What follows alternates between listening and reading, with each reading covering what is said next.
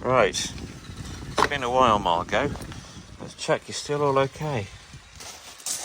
Well, so far so good. Let's see what we can do with you. Okay. Right, let's see if she'll start up. Fingers crossed, everybody.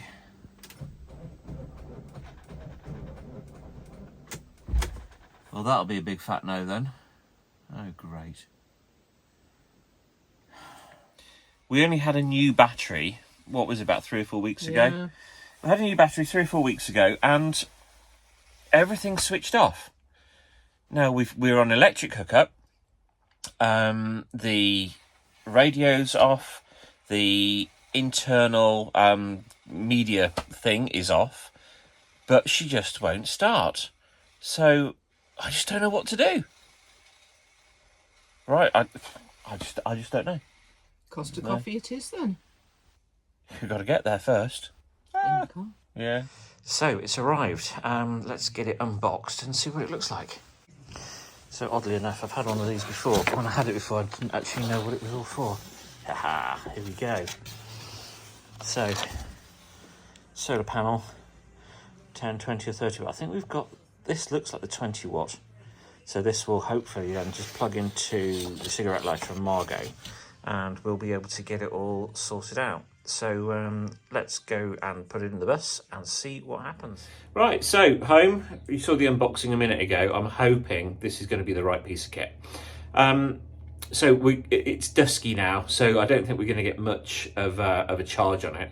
But let's get it mounted, and then hopefully from, well, if we get any sun tomorrow, we'll be able to see if it works and start trickle charging the battery. The beauty is, on my tracker app, it does show what my battery voltage is.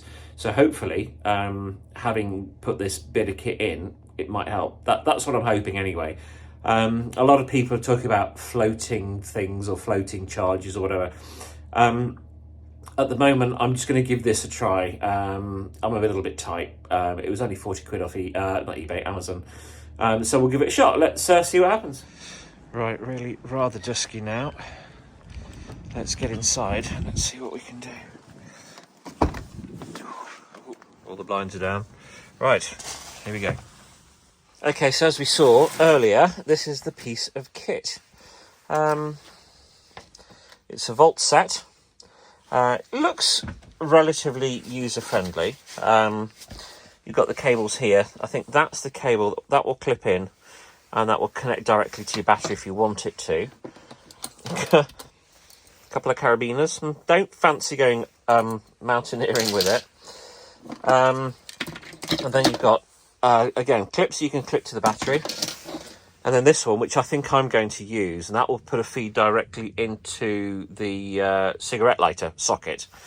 So obviously you've got your main kit here, and that's on the window, and then that will plug into your cigarette lighter. And it also comes handily with these little sticky pads, so we can just put those on. So we'll get it assembled, and then let's get it in the window. Okay, so we've got the little suckers in each corner. As far as the diameter of this is concerned, I'd say it's about 1 foot by 1.5 foot, so 12 by 18 inches. I think it's the 20 watt panel, but we'll sort that out in a minute. So simply, all we do now, hopefully, is we're going to fit it to the front of the windscreen. Now, fortunately, with our wagon, obviously, as most I suppose, we've got a convex screen. So when the blind comes down, it shouldn't interfere with it. So let's get it mounted first of all. So that's it mounted in the window. Now, at the top here, you can probably just make out there's an indicator light. Essentially, that will indicate when there's charge, when the battery's charging, and when it's not charging. So obviously, there's absolutely nothing going into it at the moment, which isn't a surprise, considering the time of day. So I'm going to wire it up anyway, because I just want it to be ready for the morning. So hopefully we can start trickle charging the battery. It's currently at 11.7 volts. I've been led to believe that the reason for this happening is pretty much because we've got a phantom tracker on the bus. And obviously over time that's going to drain things down. So hopefully this trickle charge will just help get a little bit more in the battery. and keep everything going quite smoothly. I'm desperate to get out in the old girl. I don't want to jump start it. I don't think that's right. So if we can get some trickle charge in it, hopefully by the weekend, we'll be able to get out and about as well. Obviously the leisure batteries are all fine, they're charging perfectly well, but hopefully if we have a little bit of sunlight tomorrow, the little solar panel will hopefully help us. So let's finish it off, get it all plugged in.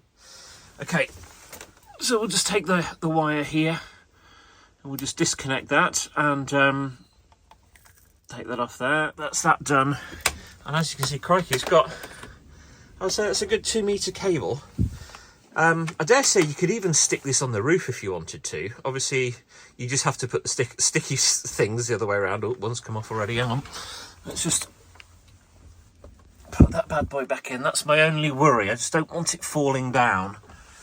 But yeah, you could put it on the roof. You could put it outside, I suppose, you know, just dependent upon the weather, really. So we've got that end. Now we've just got to plug it in to the cigarette lighter, and hopefully tomorrow it will start doing its work. And there we go, they're all connected up. So now, hopefully, that piece of kit should start to do its work.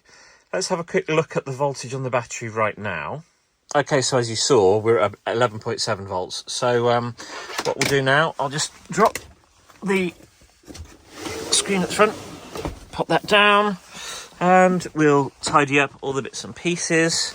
I think we'll keep these in the wagon just in case, and the carabiners just in case we decide to go mountaineering for some bizarre reason. I'm just going to pop them up here for now. A relatively empty cupboard with our Britstops book, and we will see if it works in the morning. Yeah, I'm hopeful. I really am. It would be really, really useful if it did. As I said, it was relatively inexpensive. Just have a look at the. Let's have a look at the book now. So the little light on the back has an indicator. So if it's shining blue, then we know the sun's on it. If it's red, it's charging. If it's green, it's at full charge. And if it's 3 greys, then there's a short circuit. Now, hopefully, we weren't going to have any of that malarkey. So fingers crossed, it all works out. So what I'm probably going to do now is I'm going to leave it be. Margo's in fine shape, as you can see. Everything's fine and dandy. Got the heating on at the moment via the mains plug-in, because obviously it's been about -2 today, and we just want to keep her aired. Nothing worse than having anything getting, you know, I won't say damp, because obviously no water gets in. We've had our what do you call it, the testing thing, you know what it is, a habitation check, that's it. I told you I'm a novice. So we've had habitation checks done and everything's fine, but just to keep it aired is probably the best bet. So that's that. Right, we'll leave it for now. We'll come back tomorrow. Fingers crossed, we've got some charge trickling into the battery.